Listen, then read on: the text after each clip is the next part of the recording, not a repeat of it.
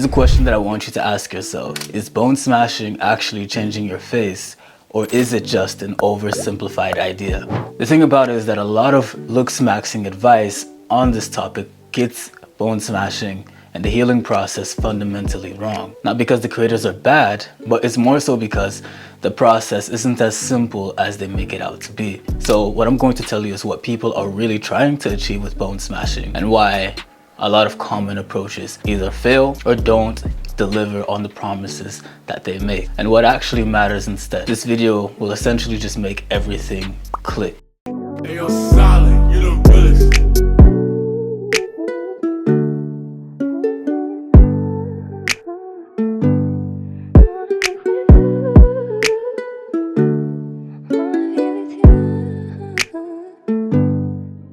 First of all, my name is Bior.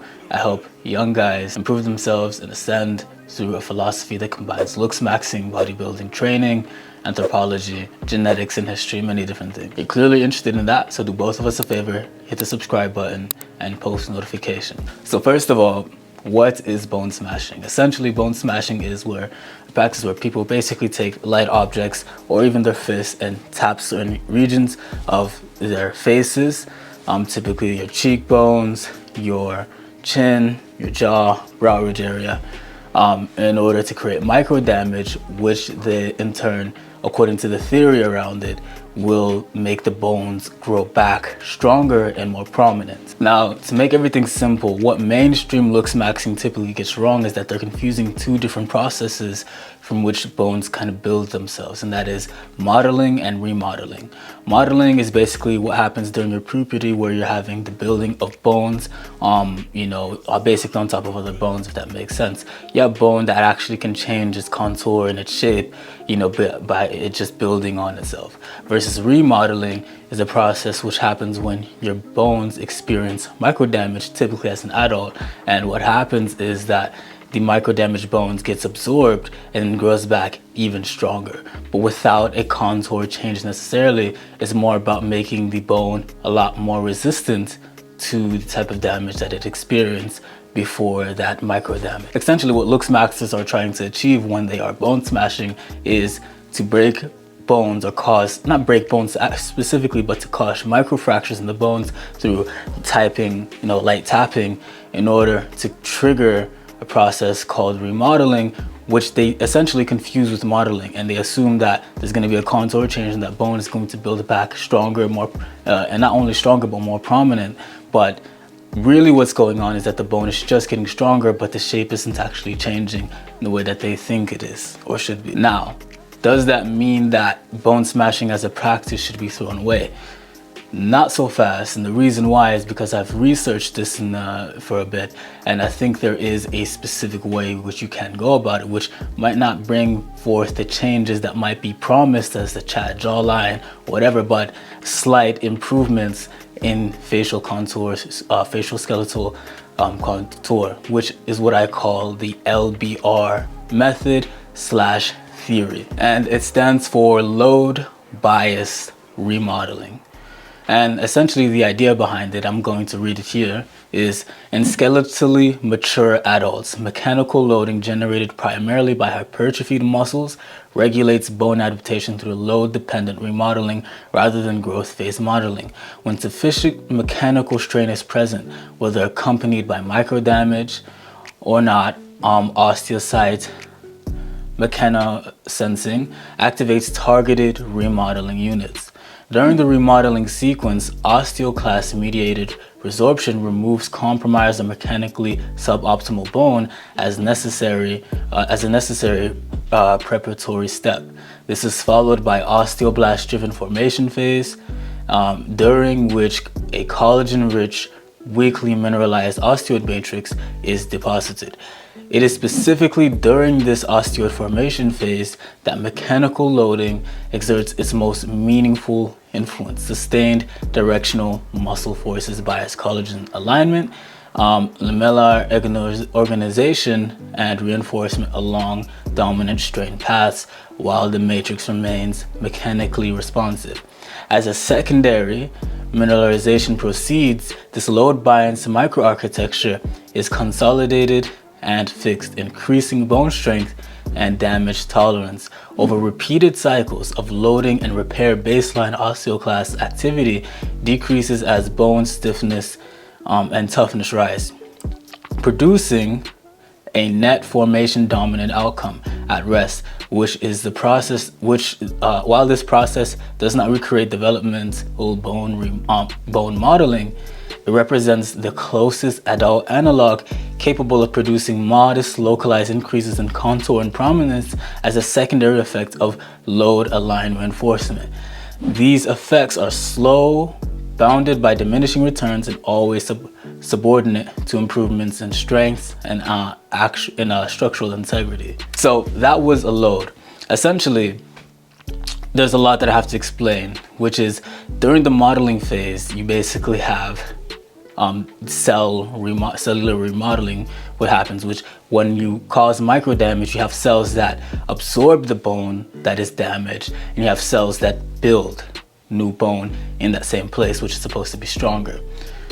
What LBR is theorizing, which I guess theory that I created while looking into this, is that specifically during the building phase, because here's the difference between modeling and remodeling. Remodeling is what happens as an adult, and what you're doing when you're doing bone smashing. And you have these two cells, right, which are osteoclast and osteoblast. Osteoblast build, osteoclast remove. During modeling, you mainly have osteoblasts doing work, and even as you age and grow older and your bones become weaker, that's typically due to more osteoclast activity, osteoclast dominant activity. Basically, more bones are being removed.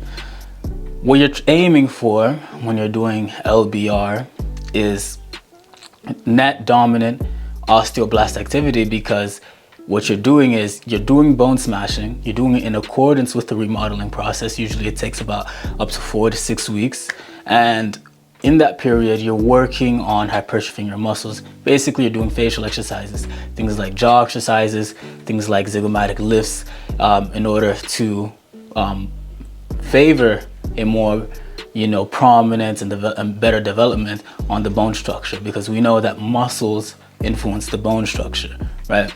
And through process of this, you're able to achieve, basically through this process, over a few cycles, you're bound to build a slightly more prominent bone structure. For example, if you bone smash, let's say once a month, just for once every 4 weeks, right? Or once every 5 weeks, and you do that on the beginning of that cycle, and then for 3 to 4 times a week you do facial exercises. So for the zygomatic area, you bone smash there, right? You do a few taps or whatever.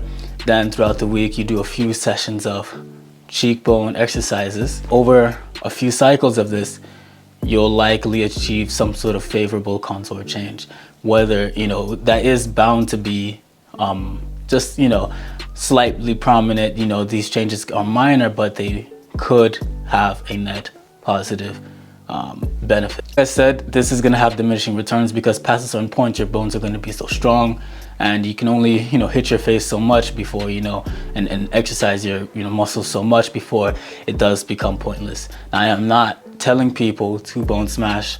This is simply off of my own explanation, and if you want a much more detailed explanation of this, I can only say so much in this video. Then I recommend you watch my live stream that I've done on this. I'll put the link in the description. But this is kind of like the sort of, I think, the best way, the closest chance you can get to what people are trying to achieve, which is modeling. What people are trying to achieve with bone smashing is the modeling process, where you're just having more built, more osteoblast activity, more growth within the bone. But what you're really having is bone being taken away and being built in the same place, just slightly stronger. Almost think of it as like derma stamping or microneedling, right? You cause little amounts of damage, right? But you don't just cause that damage, you do other things. So for example, if I'm trying to grow back my hairline, I derma roll, derma stamp, I might use something like minoxidil. And then on top of that, you just have good hair care treatment. On top of that, it's the same type of logic with bone smashing in general, but especially with the LBR method. You are pairing causing small amounts of damage to trigger growth and remodeling, right? Which you're gonna have, growth activity going on.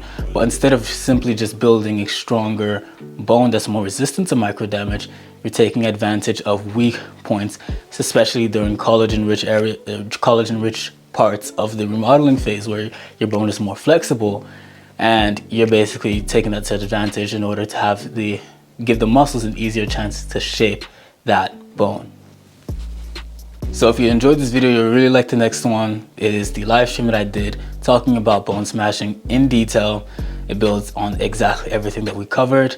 And if you're serious about improving physically, ascending as they might say, you should join my community, Ascendancy. It is my community where I post everything that I know, and all my knowledge has several courses on everything that we talk about, building up a good physique, looking at improving yourself, physique, health, and all of that through a anthropological and historic point of view, as well as looks maxing, genetics, and everything else that has to do with it, right? But mainly it is for those who are improving to improve their physiques, looks max, and also figure out, see how, ancient populations lived and how we can use that in our strategies and methods. With that being said though, hope you enjoyed the video, and peace. If you've been watching my videos and you actually want to apply the things that I've talked about, join my Ascendancy school. I now recently just got signed to a modeling agency and previously had multiple others interested in me.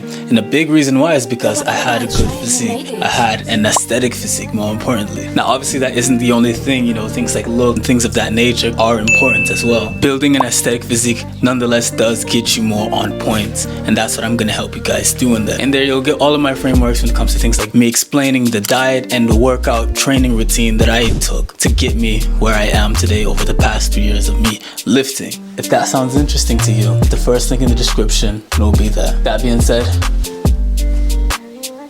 peace, bro.